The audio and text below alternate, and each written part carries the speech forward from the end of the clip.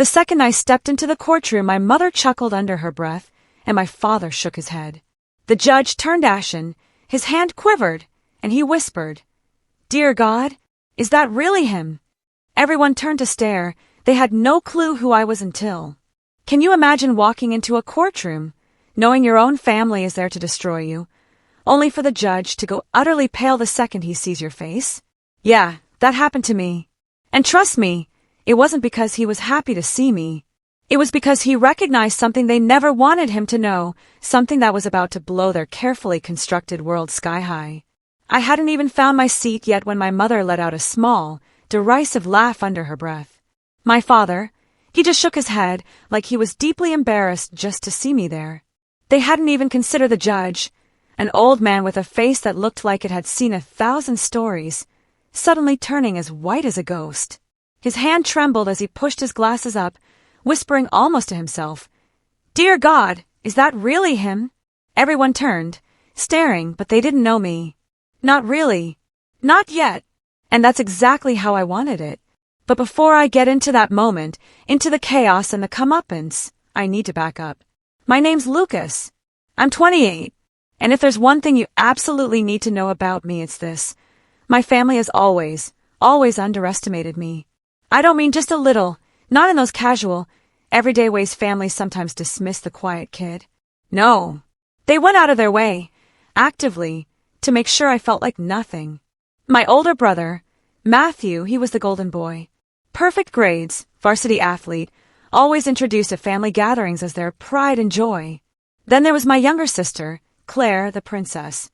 My parents adored her, showered her with gifts, protected her like she was made of fragile, expensive porcelain.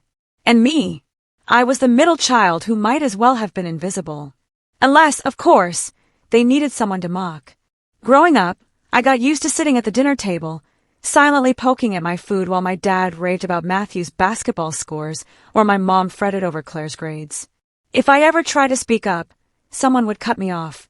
"Not now, Lucas." Or even worse, my dad's favorite. "You just wouldn't understand." My own thoughts, my own life, it was all just background noise to their perfect narrative. Even at Christmas, the gifts told the story. Matthew would unwrap a brand new iPhone, Claire, a designer bag, and me, a clearance sweater, usually the wrong size. I remember my mom once shrugging, "Well, you never care about this stuff anyway," as if it was a justification for her utter neglect. It hurt deeply. But here's the thing about spending years treated like a shadow, you learn to observe. I watched everything. I noticed patterns. I saw how my brother bragged, but never actually followed through on anything. I saw how my sister's sweetness was more calculated than anyone wanted to admit. And most of all, I saw my parents' colossal blind spots. They assumed I was dumb, a non-entity, and that, in a twisted way, gave me a kind of freedom they never realized.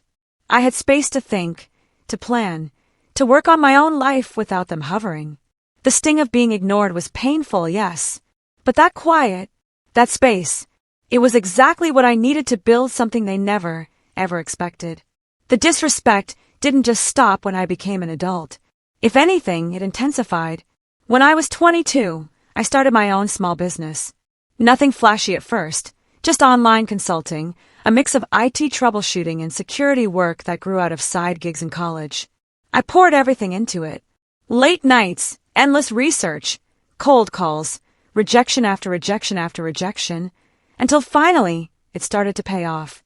Within 3 years, I was pulling in 6 figures. By 26, I'd scaled enough to hire a team. And suddenly, I wasn't just surviving, I was absolutely thriving. But you wouldn't know it if you asked my family. They never bothered. They didn't even ask how I paid rent. My mom still referred to me as between jobs. And I'll never forget my dad once laughing, "Lucas probably fixes printers for a living." I didn't correct him. Why should I? Why let them think I was anything other than what they already believed? The first big crack in their perfect facade came 2 years ago at Thanksgiving. Everyone was gathered at my parents' house, same as always. My mom had just toasted Matthew for his promotion, which, as I'd later find out, didn't actually exist. He'd been quietly let go, but my parents, they spun that story so no one would dare question their precious golden boy's image. Anyway, after the toast, Claire piped up about her new internship, and of course my mom swooned. Then, almost as a complete afterthought, she glanced at me and said, "And Lucas is, well, still figuring things out. Aren't you, honey?" The whole table laughed. Matthew smirked. My ears burned, but I just smiled politely and said, something like that. What none of them knew was that I'd signed a deal that week that had doubled my company's revenue. But why ruin their fun? I let them laugh. I let them believe I was stuck in the same place. That was their first mistake. Over the next year, the digs got worse. Claire came to me asking for money, just until payday. When I said no, she called me selfish and told my parents I was hoarding cash. Matthew once tried to convince me to co-sign a loan for him, claiming it would help the family. I turned him down flat, and suddenly, I was painted as the villain. My dad even called me one night, his voice laced with venom. "You're abandoning your siblings, Lucas. We're a family. Family helps family." I wanted to laugh in his face at the sheer hypocrisy. Where was that help when I was struggling? Where was the support when I was clawing my way up? But instead of arguing, I kept quiet. I told them I'd think about it.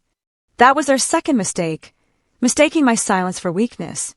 The breaking point finally came this past summer. My grandmother passed away, and with her, the family estate became the absolute center of attention. A sprawling house, land worth millions, and more importantly, the trust she left behind. My grandmother loved me, maybe more than anyone else in that family. She'd seen the way my parents treated me, and though she never called them out directly, she made it clear in private that she believed in me. We used to sit for hours, drinking tea in her garden, while she told me stories of resilience, of building a life when everyone doubted you. I never forgot those talks. So when she passed, I wasn't shocked to learn she'd left me something. What I didn't expect was how much. I'll never forget the reading of the will. My parents sat there, smug, expecting everything to flow to Matthew and Claire, maybe a token amount for me. When the lawyer announced that the bulk of the estate, both financial and property, was being entrusted to me, you could have heard a pin drop. My dad's jaw clenched, so hard I thought his teeth might shatter. My mom's face drained of all color. Claire burst into tears. Matthew, he just outright shouted, "This has to be a mistake." The lawyer, calm as could be, explained. It wasn't. My grandmother had written her wishes clearly. I was the primary beneficiary. In that moment, for the first time in my entire life, I had the upper hand. And they absolutely hated it. Of course, they didn't accept it. Not even close. The weeks that followed were a storm of phone calls, guilt trips, and outright manipulation. My mom would leave voicemails crying, "How could you do this to your brother and sister?" As if I'd written the will myself. My dad accused me of tricking my grandmother in her final days. Matthew called me in the middle of the night, demanding his fair share. Claire even showed up at my apartment unannounced, banging on the door and screaming that I had ruined her life. I didn't open it. I couldn't. The entitlement was staggering. But deep down, I knew it wasn't over. They weren't just going to let it go. And I was right, which brings me back to the courtroom. Because when a family like mine feels slighted, they don't just sulk. They fight. They contest. They drag you into the mud with them. And so there I was summoned to court, facing my own parents, my own siblings, in a battle over my grandmother's final wishes. And when I walked into that room, hearing my mother's laugh and seeing my father's disdain, I felt something I hadn't in years. Power. Real power. Because I knew something they didn't. Something that made the judge himself tremble when he recognized me. And that's where everything started to shift. The air in that courtroom was thick with tension, the kind that hums under your skin and makes every sound sharper, every movement exaggerated. When the judge looked at me with that startled expression, my parents didn't even notice at first. They were too busy whispering to Matthew, their voices dripping with confidence, as if this whole thing was just a formality. I could hear my mother's smug little hiss of a laugh, the one she used when she thought victory was already in her hands. I didn't move. I didn't speak. I just sat quietly at my table watching. Let them think this was going to be easy. The lawyer representing my family was a slick man in his 50s, expensive suit, hair slicked back, the type who thought smirking was a weapon. He stood, introduced himself, and immediately launched into a speech about undue influence and unfair manipulation. Every word was crafted to paint me as the villain. Me, the invisible son who supposedly had wormed his way into my grandmother's trust. He even suggested that I'd isolated her in her last years, as if I'd kept her locked away from the rest of the family. My mom dabbed fake tears from her eyes, nodding along with the performance, while Claire sniffled into a tissue like she'd been rehearsing for weeks. I should have felt angry, furious even, but mostly I felt attached, like I was watching actors in a bad play. Maybe that's what years of being dismissed does to you. You stop expecting fairness. Still, every lie they told added to the slow-burning fire in my chest. They were trying to erase every good thing I'd built with my grandmother. Every quiet afternoon in her garden. Every story she told me about resilience. Those memories were real, and they mattered. But here, in the sterile courtroom, my family was trying to rewrite them into something sinister. Matthew was called to the stand first, and he strutted up there like he was giving a motivational speech. He looked the judge right in the eye and declared, "My grandmother always loved us equally. She never would have singled Lucas out like this, unless he pressured her." He paused dramatically, as if expecting gasps, then leaned in. "He's always been resentful, always jealous. This is just his way of finally getting back at us." I almost laughed out loud. Jealous of what? Of his promotion that didn't exist? Of the years he coasted on praise while doing nothing meaningful with his life? But I kept my mouth shut, let him dig his own grave. Then Claire took her turn. Her voice trembled, delicate and fragile. The perfect performance of a wronged little sister. "Grandma promised me she'd help me with school," she whimpered. "She told me she wanted me to have a good life. And then suddenly everything went to Lucas. It doesn't make sense." She sniffled loudly, glanced at my parents for reassurance, and added he never even cared about family until there was money involved. That one stung. Not because it was true, it was the exact opposite of the truth. I cared too much. I had spent years trying to be part of this family, trying to be noticed, included, loved. They were the ones who shut me out, who laughed at me, who minimized everything I did. And now, in front of strangers, they had the audacity to call me the heartless one. By the time my mom took the stand, I knew exactly how this show was going to play out. She sighed dramatically, clutching her tissue, and said, "Your Honor, he's always been troubled. He doesn't like to admit it, but he's had difficulties since he was young. We tried to help him. We really did, but he pushed us away. And my mother, God rest her soul, she was vulnerable at the end. He must have convinced her. There's no other explanation. My father, when he spoke, didn't even bother pretending sadness. He leaned forward, voice sharp, every word a blade. This is about fairness. Lucas has never carried his weight in this family. He's never sacrificed, never supported anyone else.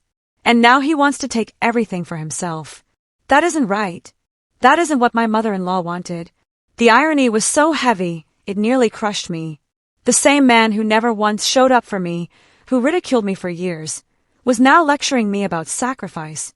I wanted to stand up and shout, to lay out every moment of neglect, every time I'd been mocked or dismissed. But instead I sat quietly, hands folded, waiting for my turn.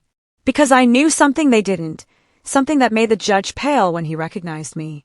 And I wasn't going to waste it on an outburst. As the testimonies continued, I noticed the small things. The way my mother avoided my eyes, afraid of what she might see there. The way Matthew's voice shook slightly when pressed on his so-called promotion. The way Claire clung to my mother's hand like a child, even though she was a grown woman. Their stories were rehearsed, polished but brittle. If you looked closely, the cracks showed, and I was more than ready to press on those cracks until the whole thing shattered. Still, the favoritism was undeniable. Even in court, my parents treated Matthew and Claire like victims, like porcelain dolls who needed protecting.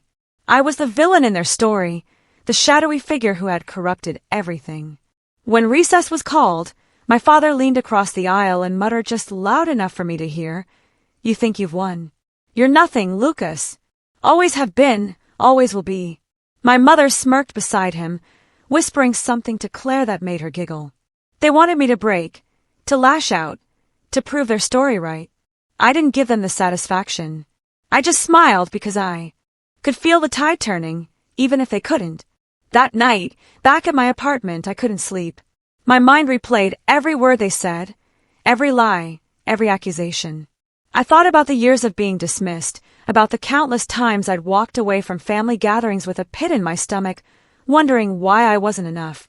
I thought about the Christmas when my grandmother slipped me an envelope with a note that said, "One day they'll see who you really are.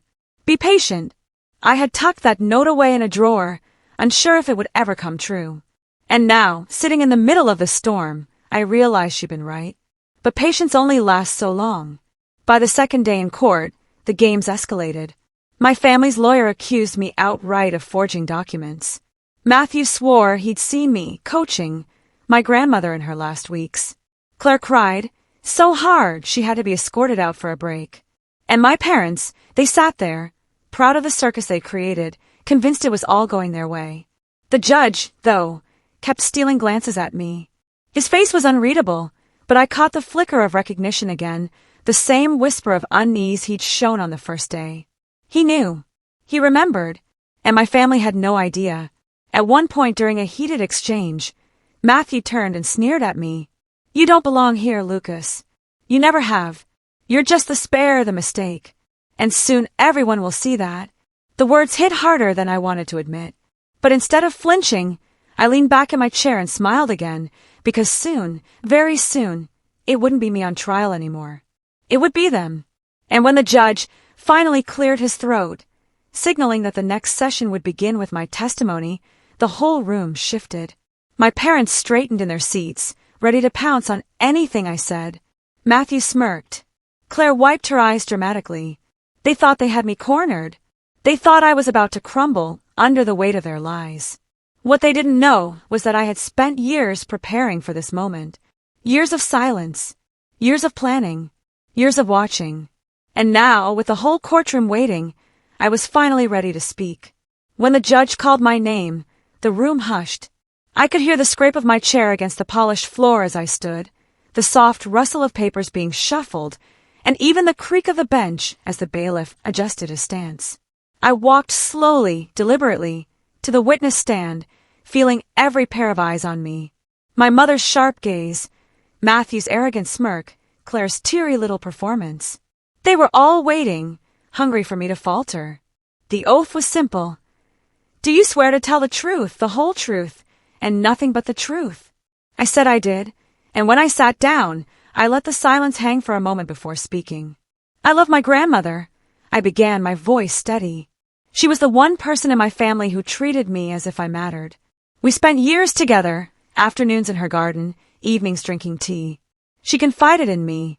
She trusted me, and she made her wishes clear. My family's lawyer interrupted almost instantly. "Wishes you convinced her of, isn't that right?"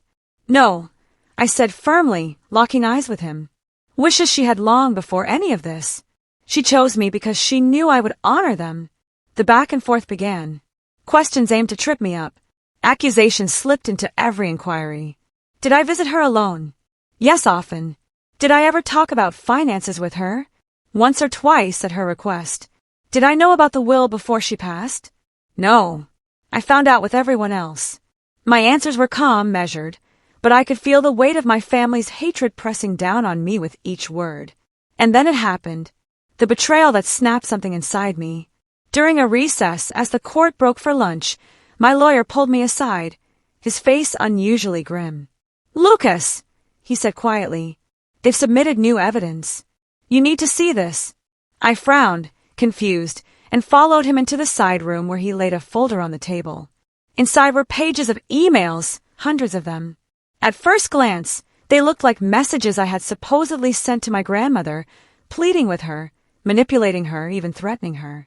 My chest tightened as I scanned the words, a bitter taste rising in my throat. "I never wrote these," I whispered. "I know," my lawyer replied. "They're forgeries, but they're claiming they came from your account. They've already submitted testimony from an expert who will swear they're authentic." I felt the floor tilt under me. My own family had fabricated evidence. Weaponized technology. They had dug this knife into my back without hesitation. It wasn't just lies in the courtroom anymore. It was deliberate sabotage crafted to destroy me completely. When we returned, My parents sat straighter, smugness radiating off them like heat. Matthew wouldn't stop grinning. Claire leaned against my mother, whispering something that made her smirk. They were so sure this was the killing blow. Their lawyer strutted to the center of the room, waving the stack of papers like a trophy. Your Honor, we have here documented proof of undue influence. A string of emails written by Lucas to his grandmother in her final months, urging her to disinherit the rest of her family. The language is clear, coercive, and manipulative. He handed them up to the judge, who adjusted his glasses and began to read. My heart pounded in my chest, not with fear, but with a rising fury I could barely contain. To watch the man who had trembled at the sight of me now squint over fabricated lies. It was unbearable. The lawyer continued, his voice dripping with satisfaction. You'll see he even goes so far as to threaten withholding care unless she complies. This, ladies and gentlemen, is not love. This is exploitation. My mother gasped, pressing a hand to her chest in fake shock. Claire started crying again. Matthew folded his arms, smug as ever. It was a performance, perfectly orchestrated. And for a moment, I saw the spectators in the gallery start to shift uncomfortably, as if maybe they believed it. That was the moment the betrayal sank its teeth into me. Not just because of the lies, but because it confirmed what I had feared deep down for years. That my family didn't just dislike me, didn't just undervalue me. They despised me enough to destroy me, to smear me, to twist the truth into something unrecognizable. Blood meant nothing to them if money was on the line. When my lawyer rose to object, pointing out inconsistencies, the judge silenced him with a raised hand. We will review these documents carefully, he said. His voice was neutral, but his eyes flicked to me again, and I caught the faintest glimmer of unease there. He knew something, remembered something, but the paper in his hand carried weight, and my family knew it. As the session dragged on, I sat in silence while they paraded their evidence. Their expert, a man I'd never seen before, took the stand and rattled off jargon about metadata and server logs. He spoke confidently, but when pressed, his answers were vague. Still, it was enough to plant seeds of doubt. By the end of the day, the whispers in the gallery had grown. Strangers muttering about greed, about manipulation. My parents walked out arm in arm, faces glowing with false victory. Claire clung to Matthew, whispering, "We've got him now." I stayed behind, staring at the empty courtroom, fists clenched until my knuckles ached. The betrayal cut deeper than any insult they'd ever thrown at me. This wasn't about inheritance anymore. It wasn't about the will. This was about erasing me completely, about painting me as the villain so they could walk away clean. That night alone in my apartment, I sat in the dark and thought about every moment that led here. The times they laughed at me, the gifts that told me I didn't matter, the holidays where I was invisible, and now this, a deliberate attempt to frame me, to ruin me. My grandmother's note echoed in my mind. One day they'll see who you really are. I knew then that the patience she had urged me to keep was over. They had crossed the line. There was no going back. The next morning in court, as I walked past my family, Matthew leaned close enough that only I could hear. "It's over, Lucas. Nobody believes you. You're finished." His grin was wide, cruel, and certain. I didn't respond. I didn't even look at him. I just walked to my seat, calm on the outside, but inside, something had shifted permanently. Because I wasn't finished. Not even close. And when the judge announced that the next session would allow me to submit my own evidence, I finally felt the faintest trace of a smile curve across my lips. My family thought their betrayal was the end of me. They had no idea it was just the beginning. When I got home that night, after the forged emails were introduced, I didn't bother turning on the lights. The apartment felt colder than usual, empty in a way that pressed on my chest. I sat on the edge of my bed, still in my courtroom clothes, staring at the floor like it might offer some answers. My phone buzzed on the nightstand, messages piling up from friends who had caught whispers about the trial, from old classmates who had seen something online, even from a couple of distant relatives fishing for gossip. I didn't reply to any of them. What was I supposed to say? That my own family was trying to bury me alive in lies? For the first time in years, I felt small again, powerless. The same way I used to feel at the dinner table when my voice was drowned out by praise for Matthew and Claire. The courtroom, the judge's pale stare, the whispered gasps when those forged emails were read aloud. It all replayed in my mind like a cruel loop. I tried to sleep, but every time I closed my eyes, I saw my grandmother's handwriting on that note. One day, they'll see who you really are. And all I could think was, what if she was wrong? What if they succeeded in twisting everything until even strangers believed them? The following morning, I dragged myself to court with heavy steps. My suit felt stiff, my tie too tight, and the fluorescent lights overhead only sharpened the pounding in my skull. My family, by contrast, looked refreshed, almost celebratory. My mother wore pearls and a light smile, the kind she reserved for when she thought she'd already won. Matthew leaned back in his chair, arms crossed, exuding smug confidence. Claire dabbed at her eyes now and then, but even her grief looked rehearsed. When the session began, the judge announced that the new evidence, those forged emails, would be officially entered into consideration. My stomach twisted, even though my lawyer objected, pointing out inconsistencies in the metadata and questionable chain of custody. The judge simply nodded and said, "We'll allow it for now." The gavel cracked against the wood, and in that moment, it felt like my entire case had slipped further from my grasp. The rest of that day was brutal. Every argument my lawyer tried to make was countered by their polished narrative. Every time I thought we'd found a hole in their story, they shifted the focus. At one point, my father even stood and declared, "This isn't about money. It's about principle. My son has betrayed us all." Hearing those words in his voice broke something deep inside me. He didn't hesitate to call me a traitor. He didn't flinch. By the time court adjourned, I could barely keep my legs steady walking out the door. Outside, the reporters swarmed, microphones thrust forward, flashes popping in my eyes. "Lucas, did you manipulate your grandmother? Lucas, what about the emails? Lucas, how do you respond to claims you isolated her?" I said nothing. I pushed through them like a ghost and made my way back home, my mind numb. That week was the lowest point I can remember. I stopped answering calls. I ignored texts. I let dishes pile up in the sink, the laundry go untouched. My business partners sent emails, concerned, then frustrated, then panicked. But I couldn't bring myself to answer. I was watching everything I'd built teeter on the edge because of lies I couldn't yet disprove. I sat at my desk one night, staring at the balance sheets of my company, the numbers blurring together, wondering if I'd lose everything. And in the silence of those nights, when the weight of it all pressed hardest, the voices of my family echoed in my head. Matthew's sneer, "You're the mistake." My mother's whisper, "He's troubled." My father's cold pronouncement, "He betrayed us all." Words that cut deeper than knives because they weren't just accusations in a courtroom. They were admissions of how they'd always seen me. But somewhere in that darkness, something began to stir. I don't know if it was anger or survival, or maybe the last spark of my grandmother's faith in me, but it flickered quietly at first. A thought, small but steady, they may have cornered me, but they haven't won yet. I started digging through my old files. At first, it was almost mechanical. Opening folders, scrolling through documents, revisiting emails I'd saved from my grandmother over the years. I didn't even know what I was looking for. But slowly, as the hours stretched into days, I realized I wasn't just searching blindly. I was retracing a path, piecing together fragments of truth that might still cut through their lies. One night, blurry-eyed at 3 a.m., I found an old email from my grandmother.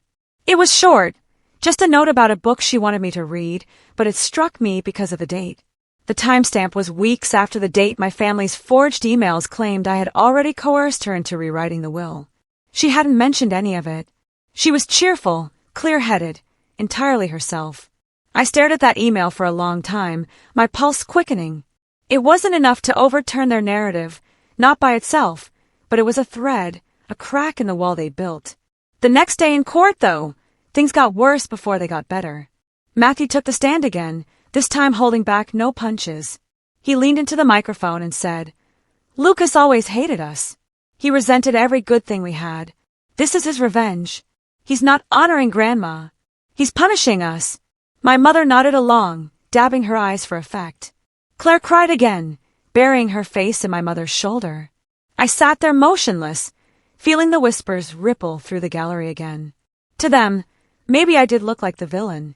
The quiet son, the black sheep, suddenly inheriting everything while the golden boy and the princess were left behind. It was a story that almost wrote itself. And sitting in that courtroom, I realized just how far they'd go to make sure it stuck. That night, back in the darkness of my apartment, I felt the weight press hardest again. The thought slipped in, maybe I should just walk away. Let them have it. None of this is worth it. The money, the estate, the trust, none of it could erase the poison of standing across from my own family, listening to them dismantle me piece by piece. For a long while, I sat with that thought, wondering if surrender would be easier. But then I remember the look in my grandmother's eyes the last time I saw her. Clear, steady, almost defiant. She had leaned close and whispered, "Don't let them define you." And just like that, the flicker inside me grew stronger. No, I wasn't going to walk away. Not yet. So, I started quietly planning. Not loudly, not with grand gestures, just small, steady steps. I called an old friend from college, who now worked in cybersecurity. I asked questions, careful and vague at first, about how digital forgeries might be unraveled. I revisited my grandmother's letters and documents, searching for patterns, details only she and I would know. I didn't tell my lawyer everything yet. I wanted to be sure before I made any promises. Outwardly, though, I let my family believe they were winning. I sat silent in court, shoulders heavy, gaze lowered, the image of a man defeated. And it worked. I could see the confidence swell in them. The whispers between sessions about dividing up the estate, about what they'd do once I was out of the way. They thought they'd broken me, completely. And in a way, they had. But what they didn't realize was that rock bottom isn't just the lowest point. It's also the foundation. And from a foundation, you can build. The day the judge announced that we'd moved to closing arguments within the week, my parents smiled. Matthew nodded in satisfaction, and Claire squeezed my mother's hand. To them, the game was already over. But as I walked out of that courtroom, the late afternoon sun blinding my eyes, I felt something shift inside me. The suffering was still heavy, the betrayal still raw. But beneath it all, the quiet beginnings of a plan were taking shape. They thought they buried me. What they didn't know was that I was planting roots. The morning after the judge announced that closing arguments were only a week away, I woke up with a strange kind of clarity. The heaviness was still there, yes, but dulled, almost background noise. Something in me had hardened during those sleepless nights of despair. It wasn't hope exactly. It was resolve. My family wanted to bury me under lies. Fine. But if they thought I'd just stay buried, they didn't understand me at all. I began with small, deliberate steps. That old friend from college, the cybersecurity specialist, his name was Raj. I finally told him the full story. I explained about the forged emails, the expert testimony, the way my family's lawyer had paraded them around as if they were ironclad truth. He listened quietly, and when I finished, he said, "Lucas, I can tell you already, if those emails were faked, there'll be holes. Metadata can be forged, yes, but real digital fingerprints are almost impossible to mimic perfectly. Give me access and I'll dig." For the first time in weeks, I felt something almost like relief. Not victory, not yet, but the first real crack in their wall of lies. Meanwhile, I forced myself back into the rhythm of my business. I logged into meetings again, fielded questions from my team, reassured clients. At first, it felt mechanical, like my body was going through motions while my mind was still stuck in the courtroom. But as the days passed, I realized how much I had let the trial swallow me. My company was still thriving. My partners were still committed.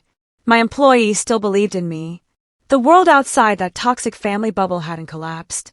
If anything, it had grown stronger in my absence. One afternoon, I walked into the office unannounced. My team looked up in surprise, then broke into smiles. "Good to see you, boss," one of them said.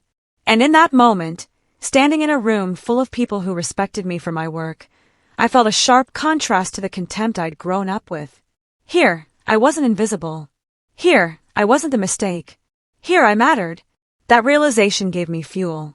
The shame my family tried to drown me in began to lose its grip. I wasn't nothing. I had built something real, something no smear campaign could erase entirely. Back in court, I noticed subtle shifts, too. The judge, though bound by procedure, kept glancing at me with that same faint unease. It wasn't pity. It was recognition. He knew something. And every time my family's lawyer grew more arrogant, every time Matthew sneered across the aisle, every time Claire dabbed her eyes with theatrical precision, I sensed the tide beginning to shift, if only slightly. One key moment came when my lawyer cross-examined the so-called expert who had authenticated the forged emails. Calmly, methodically, he asked questions about the server logs, the timestamps, the supposed IP addresses. The man gave answers, but they were vague, overly rehearsed. When pressed about whether he personally verified the email headers, he stammered. The gallery noticed. I noticed the judge leaned forward slightly, pen hovering over his notepad. It wasn't a knockout blow, but it was the first dent in their armor. That night, my cybersecurity friend sent me a message. I found something. Call me. My heart pounded as I dialed. He explained that while the emails were convincing on the surface, the metadata told a different story. Certain formatting errors, character encodings, even inconsistencies in the server paths, they were red flags. These weren't written by you, he said. They weren't even written during the time they claim. Whoever forged these didn't account for how your provider stamps outbound mail. I closed my eyes, letting the words sink in. Proof. Real proof. It wasn't enough yet. I knew we'd need a meticulous, airtight presentation, but it was the foothold I'd been waiting for. From that point on, the weight on my chest began to lift. I walked into court the next day with straighter shoulders. My family noticed. My mother's smile faltered when she saw me. Matthew's smirk wavered. Claire, always the actress, tried harder with her tears, but even they looked strained. They could feel it, even if they didn't understand it yet. My silence was no longer defeat. It was preparation. Outside the courtroom, I began reclaiming other parts of my life, too. I started running in the mornings again, pounding the pavement until sweat burned my eyes. I cleaned my apartment, cleared the dishes, folded the laundry. Small things, but each one reminded me that I was still in control of my own space, my own choices. The fog of despair lifted with each step, replaced by a sharper focus. Friends who had reached out earlier heard back from me now. I grabbed coffee with an old colleague who told me, I've seen the news, but I know you, Lucas. You don't need to explain. That kind of loyalty, that kind of belief, it was something my family had never given me, and it made me even more determined to fight. In court, the momentum continued to tilt, slowly but surely. My lawyer introduced character witnesses, old professors, business partners, even a neighbor from my grandmother's block. They painted a picture of me not as some manipulator, but as the quiet, steady presence I had always been. One neighbor in particular, an elderly woman who had shared tea with my grandmother often, testified that she had overheard my grandmother praising me repeatedly. She said, Lucas was the only one who visited without expecting anything, the only one who listened. That testimony hit hard. I saw it in the gallery's faces. I saw it in the judge's pen scratching more notes. And for the first time, I saw my mother's mask crack. She pressed her lips together, so tightly they went white. By the end of that week, the narrative had shifted. My family still pressed their lies, still clung to their forgeries. But doubt had been planted. The certainty they once carried began to fray at the edges. And through it all, I stood calmer, stronger. My silence no longer the silence of defeat, but of someone waiting for the right moment. Privately, I continued working with my cybersecurity friend, compiling a report that detailed every inconsistency, every timestamp error, every impossible encoding. It was meticulous, technical, airtight. When I handed the draft to my lawyer, he read through it slowly, then looked up at me with something close to admiration. Lucas, he said, this could change everything. And still, I kept quiet in the courtroom. I let my family believe they were winning, that I was cornered, that the forged emails were the nail in my coffin. I sat through their sneers, their whispers, their smug glances, because I knew something they didn't, that their entire strategy was about to collapse under its own weight. But beyond the legal battle, something else was rising in me too. A confidence I hadn't felt in years. I wasn't just surviving anymore. I was building, reclaiming. Every run I took, every meeting I rejoined, every late-night conversation with allies reminded me that I wasn't defined by their lies. I was defined by what I had built, by the truth my grandmother had always seen. And as the week drew to a close, with closing arguments looming, I walked out of the courthouse into the sunlight and felt something I hadn't in months. Power. Not loud, not flashy, quiet, steady, unshakable, the kind of power my family had never given me, the kind I had forged myself. They thought they had stripped me down to nothing. Instead, they had revealed what I really was. And when the time came, I knew I would show them exactly what that meant. The closer we got to closing arguments, the more the tension in the courtroom turned electric. You could almost taste it in the air, like the charge before a thunderstorm. My family carried themselves with the same smug arrogance, but I could see the cracks widening. Matthew's jokes between recesses were forced now, his laugh a touch too loud. Claire's tears came quicker, less controlled, as though the performance was slipping. My mother fussed endlessly with her pearl necklace, her composure fraying at the edges. And my father, always the stern patriarch, snapped at Matthew once under his breath, a sharpness in his tone I'd never heard directed at the golden boy before. They still thought they were ahead, but their confidence wasn't the unshakable wall it had been. It was a mask, and I had spent a lifetime learning to see through masks. Meanwhile, behind the scenes, my quiet plan was taking shape. My cybersecurity friend, Raj, had worked day and night digging through every bit of those forged emails. What he uncovered was more than I could have hoped for. "Lucas," he said one night over a video call, his voice tinged with both excitement and disbelief. "Whoever made these didn't just forge your words. They were sloppy. I found copy-paste artifacts in the source code. And here's the kicker. The machine they came from, it left behind an internal identifier. That identifier traces back to a device registered under your brother's name." For a moment, I just sat there stunned, staring at the lines of code he shared on the screen. "You're saying—" "I'm saying," Raj interrupted, "that Matthew was either directly involved or reckless enough to let his own machine be used for this. Either way, we can prove the forgery, and we can trace it back to him." The words hit me like a tidal wave. Proof. Not only that I was innocent, but that my own brother, the golden boy, the pride of my parents, had been complicit in framing me. My hands tightened on the edge of my desk until my knuckles whitened. After everything, the years of mockery, the dismissal, the betrayal, they had finally handed me the very rope I needed to unravel their story. But I didn't rush. I knew better than to reveal my hand too early. Instead, I gave Raj instructions to compile a formal, detailed report, line by line, timestamp by timestamp, building an airtight case that couldn't be dismissed as speculation. At the same time, I reached out to another unlikely ally, my grandmother's attorney, the man who had drafted her will. I arranged a quiet meeting in his office, away from the eyes of my family. He greeted me with a solemn nod, his shelves lined with thick legal volumes, his desk neat and deliberate. "Lucas," he said, "I was wondering when you'd come." We spoke at length about my grandmother's intentions. He told me stories I hadn't even known, about how she defended me in conversations with him, about how she'd insisted that I was the only one who visited without asking for something. "She was very clear, Lucas," he said firmly. "Her decision was deliberate, not coerced. If she were here, she would be devastated by what they're doing." When I left his office, I carried more than just his words. I carried copies of documents, notes she'd written in her own hand during the estate planning process. They weren't dramatic. They were simple, pragmatic notes, but they carried her voice, her reasoning, her intent. And intent, in a case like this, was gold. The more I gathered, the more I realized I wasn't just defending myself anymore. I was building a fortress of truth, while my family scrambled behind walls of lies.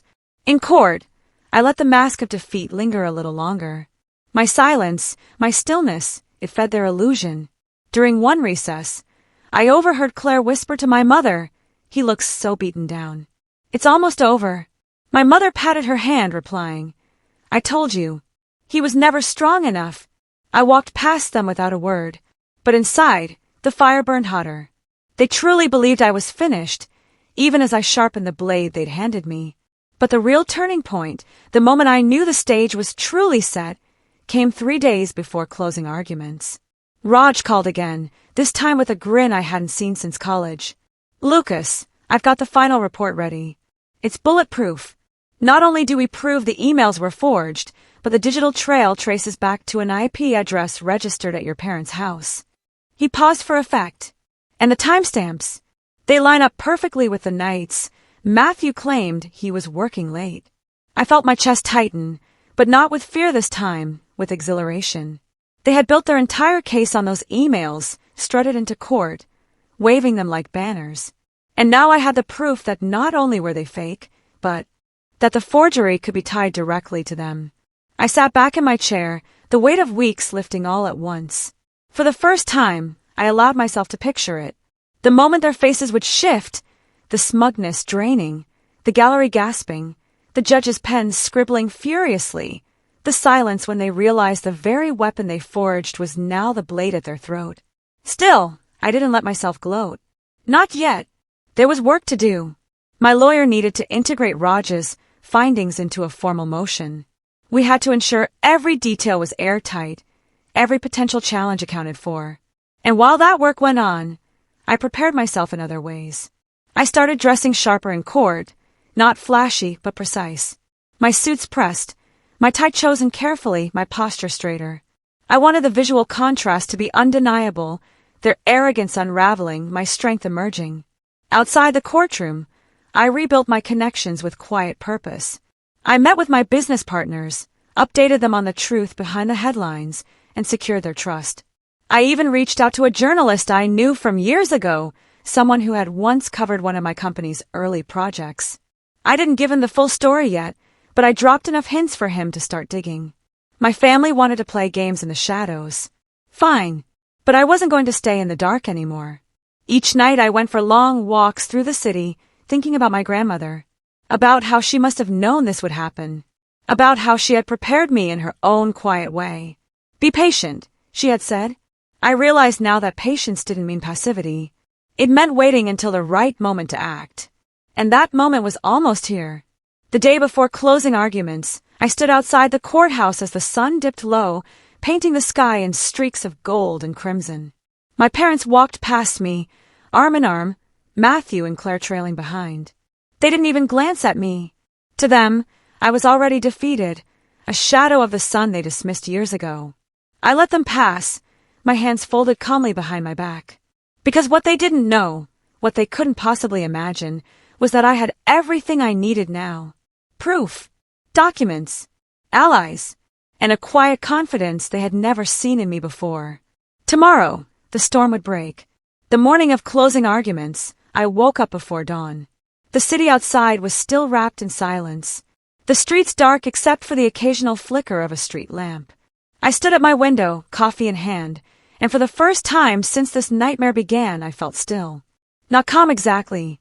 There was a thrum of anticipation in my chest, but steady, like the pieces had finally locked into place. When I walked into the courthouse, my family was already there. My mother wore a pale suit, pearls gleaming under the fluorescent lights. My father stood stiff beside her, jaws set, projecting the kind of authority he'd always wielded like a weapon. Matthew leaned against the wall with his arms crossed, that same smirk plastered on his face. Claire clung to my mother's arm, dabbing her eyes with a tissue even before proceedings began. To anyone else, they looked composed, unified, but I'd spent my entire life watching them. I saw the flicker in Matthew's eyes, the faint tremor in Claire's hand, the way my father's mouth tightened when he thought no one was looking. They were unraveling, even if they didn't know it yet.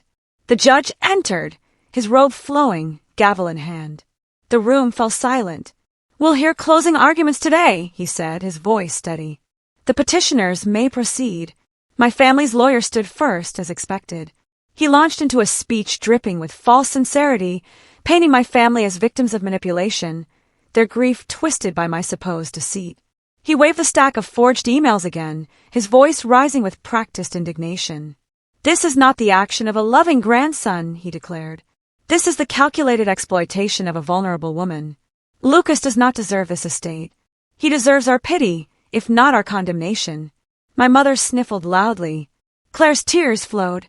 Matthew leaned back, arms folded smugly. My father nodded along, every gesture rehearsed.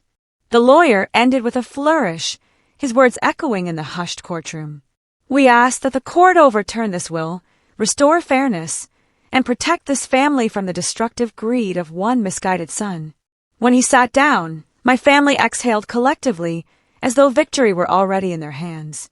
My mother reached over and squeezed Matthew's hand. Claire whispered something into my father's ear. The lawyer leaned back, self-satisfied, certain he had sealed my fate. Then it was our turn. My lawyer rose, calm and deliberate. He didn't rush, didn't raise his voice.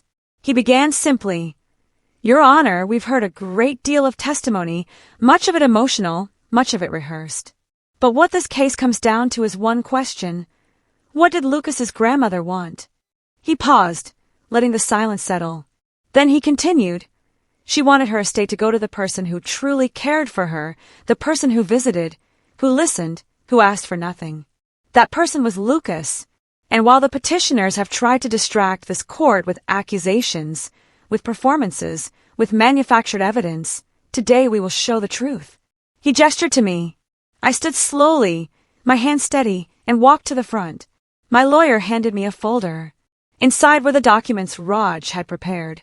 The technical report tracing the forged emails back to Matthew's machine and my parents' house. I held the folder for a moment before speaking. "Your Honor," I said, my voice steady. "My family has accused me of manipulation. They've submitted emails they claim I wrote. I want to show you something." The judge adjusted his glasses, watching me intently. I opened the folder and handed the first page to the bailiff, who delivered it to the bench.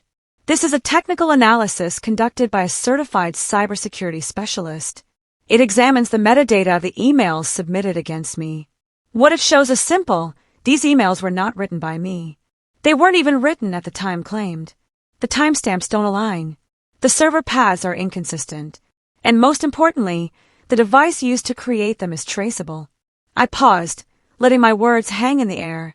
Traceable to a machine registered under my brother's name. The room erupted in whispers. My mother's hand froze halfway to her face. Claire's tissue dropped to the floor. Matthew's smirk vanished, his jaw tightening. My father shifted uncomfortably, his hands gripping the edge of the table. The judge flipped through the documents, his brow furrowing. He glanced at Matthew, then back at me. "You're saying these were forged?" "I'm not just saying it, Your Honor," I replied. "We can prove it, and we can prove where they came from." My lawyer stepped in then, elaborating on the technical details, methodically walking the court through Raj's findings. He explained how the formatting errors betrayed copy-paste manipulation, how the encoding inconsistencies revealed tampering, how the IP addresses traced directly back to my family's residence. He laid it out piece by piece, each point another brick in the wall we were building. The gallery murmured louder with each revelation. By the time he finished, the air in the room had shifted entirely. The smug confidence that had clung to my family all this time was gone, replaced by something else. Panic. But I wasn't done.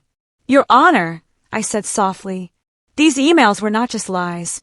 They were attempts to erase my relationship with my grandmother, to turn years of love and trust into something ugly. But she left behind her own words, words that show what she really wanted." I handed forward the notes from my grandmother's attorney, the documents she had written in her own hand during estate planning. Simple words, but clear. "Lucas visits me often. He listens. He cares.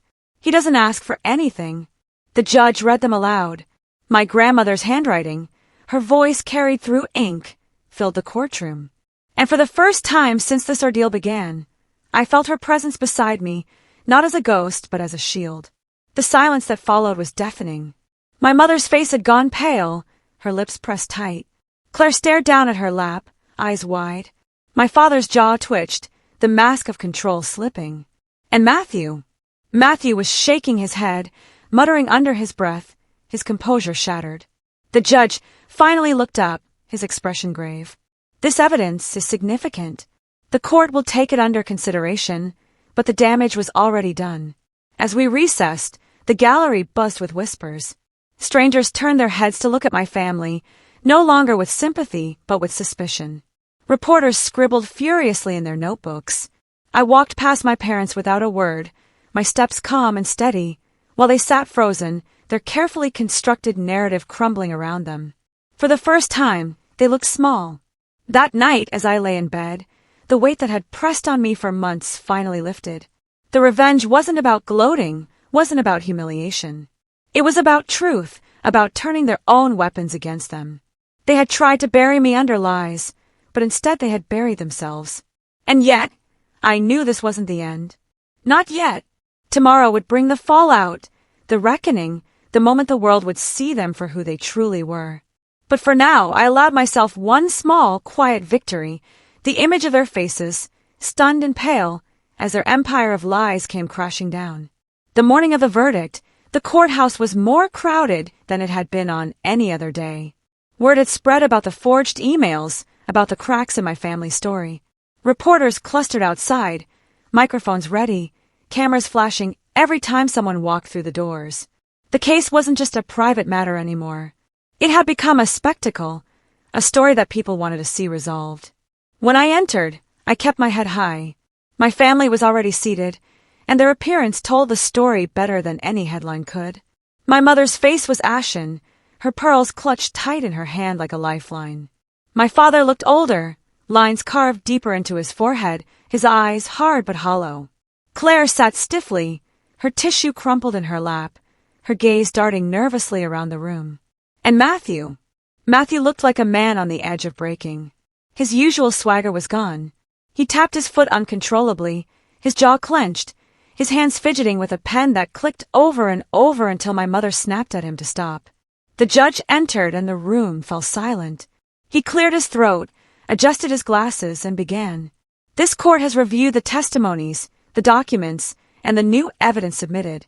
The petitioners allege undue influence, coercion, and manipulation. However, the evidence provided by the respondent has cast serious doubt on these claims. The digital analysis submitted shows clear inconsistencies in the supposed emails, including alterations and metadata linking their origin not to the respondent, but to the petitioner's own residence. A murmur rippled through the gallery. My family shifted uncomfortably. The judge continued, his voice firmer now. Furthermore, the handwritten notes from the decedent herself support the respondent's account. Her intent was clear. She chose to entrust her estate to Lucas, not out of coercion, but out of love and confidence. Therefore, this court rules that the will shall stand as written. The estate is to remain in Lucas's possession. The gavel struck once, sharp and final. For a heartbeat, the room was silent. Then it erupted. Reporters scribbling furiously, whispers flying, the gallery buzzing with the shock of it. I didn't move. I sat perfectly still, letting the words sink in. I had won, not just legally, but in the only way that mattered. I had defended my grandmother's trust, preserved her legacy, and exposed my family's lies for what they were. Across the aisle, the fallout began instantly. My mother's face twisted, the mask of composure shattering as she hissed. No. This can't be. This isn't fair. She clutched at my father's arm, her voice rising until the bailiff had to approach, warning her to calm down. My father sat rigid, his lips pressed into a thin, bloodless line. His eyes bored into me, but there was no triumph left in them, only rage. Quiet, simmering rage, the rage of a man who had lost control. Claire buried her face in her hands, sobbing loudly, her tears no longer a performance, but real this time. What about me? What am I supposed to do? She cried, her voice breaking. But it was Matthew who fell the hardest. He stood abruptly, knocking his chair back, his voice cracking as he shouted, "This is a lie. All of it. He manipulated everything. He must have hacked something." His words stumbled over themselves. Incoherent, panicked. He was unraveling in front of everyone. The golden boy, stripped bare. The judge slammed the gavel again. "Order in the court. Sit down, Mr. Hayes, or you will be held in contempt." Matthew froze, his chest heaving, before sinking back into his chair, his face pale, his hands trembling. And me. I didn't say a word. I didn't need to. The truth had spoken for me. As we left the courtroom, the reporters swarmed. Microphones thrust forward, questions shouted. "Lucas, how does it feel to win? Lucas, what do you have to say about the forged emails? Do you plan to press charges against your family?" I didn't answer. I just walked calmly through the crowd, the sunlight spilling over me as the cameras flashed. Behind me, I heard the chaos of my family's exit, the shouts, the sobs, the desperate attempts to cover their disgrace. But their voices were drowned out by the roar of the crowd, by the truth that had already taken root. In the weeks that followed, the consequences came swift and merciless. The forged emails weren't just a courtroom embarrassment. They were a crime. Raj's report was handed to investigators, and soon Matthew found himself under official scrutiny. The Golden Boy's name appeared in headlines, not for promotions or achievements, but for fraud and forgery. The whispers about his promotion that never existed resurfaced, and this time, people connected the dots. His reputation collapsed overnight. My mother and father tried to retreat quietly, but the stain was permanent. The whispers in their social circles grew louder about the lies, the courtroom theatrics, the attempt to frame their own son. Invitations dwindled.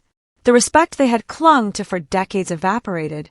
And Claire discovered quickly that crocodile tears didn't pay bills. She had counted on the estate to fund her plans, her lifestyle, her safety net. With nothing coming her way, she was left adrift. I didn't gloat. I didn't call or write to rub salt in the wound. I simply moved forward. I expanded my business, invested in the estate, and opened the old house to the community, just as my grandmother had always dreamed. Her garden bloomed again, vibrant and alive, a living memory of the afternoons we'd spent together. Sometimes I'd sit there with a cup of tea, looking out over the flowers, and think about everything that had happened. The lies, the betrayal, the courtroom battles. And I'd hear her voice again, as clear as if she were beside me. One day, they'll see who you really are. She was right. The last time I saw my parents, it was by chance. I was walking out of a meeting downtown when I spotted them across the street. They saw me too. For a moment, none of us moved. My mother's eyes narrowed, my father's jaw tightened, but neither of them spoke. They just turned and walked away, their shoulders hunched, their steps slower than I remembered. I stood there watching them disappear into the crowd, and I felt nothing. No anger, no bitterness, just release. Because they had spent their whole lives trying to convince me I was nothing. And in the end, they had destroyed themselves trying to prove it. As I walked away, the sun breaking through the clouds overhead, I whispered the words that had carried me through every moment of darkness. Don't let them define you. And I never did. Seriously, what would you have done in my place? Have you ever faced something like this, where your own family tried to tear you down? Tell me what you think. I really want to know.